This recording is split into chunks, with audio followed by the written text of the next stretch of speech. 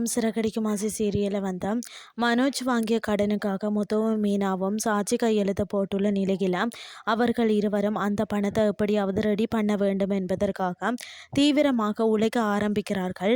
அது மட்டுமின்றி மீனா தன்னிடம் இருக்க தங்க நகைகளை அடமானம் வச்சு அதன் மூலம் 9 லட்சம் ரூபாவை திருடி இருக்கிறார். பணத்தை வேகமாக சேர்க்க வேண்டும் என்பதற்காக கூடுதல் நேரம் உழைக்கிறார் மீனா. ஏராளமான இடங்களில் பூ ஆர்டர் எடுத்து அதனை டெலிவரி செய்து வருகிறார். மறுபுறம் முத்துவும் இரவு பகல் பாராமல் கார் ஓடி சம்பாதித்து வருகிறார்.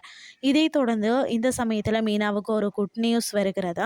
அவர் தலைமையில் உள்ள பூ வியாபாரிகள் சங்கத்திற்கு வந்து தமிழ்நாடு அரசு நடத்தும் மலர் கண்காட்சிக்கான பொறுப்பை கவனித்துக் கொள்ள ஆர்டர் வருகிறது.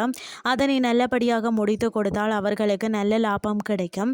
இந்த தகவலை அறிந்த மீனா மிகுந்த சந்தோஷம் அடைகிறார். மறுபுறம் முத்து ஒரு சவாரியை வந்து இறக்கிவிட சென்ற போது அங்கு வடை இருப்பதை பார்த்துட்டு சாப்பிட ஆசைப்படுகிறார். பிறகு நமக்கு வீட்டு கடனை அடைப்பது தான் முக்கியம் என முடிவெடுத்து தண்ணீரை மட்டும் குடிச்சு கொண்டு அங்கிருந்து கிளம்பி செல்கிறார். இப்படி தாங்கள் வந்து வாங்காத கடனுக்காக முத்துவும் மீனாவும் ஓடி உழைக்கிற நிலையில தான் மறுபுறம் கடனை வாங்கிட்டு எவ்வித கவலையும் இன்றி சுற்றி கொண்டிருக்கக்கூடிய மனோஜ் வீட்டிற்கு சுட சுட பிரியாணி வாங்கி வந்து சாப்பிடாமல் இருக்கிறார்.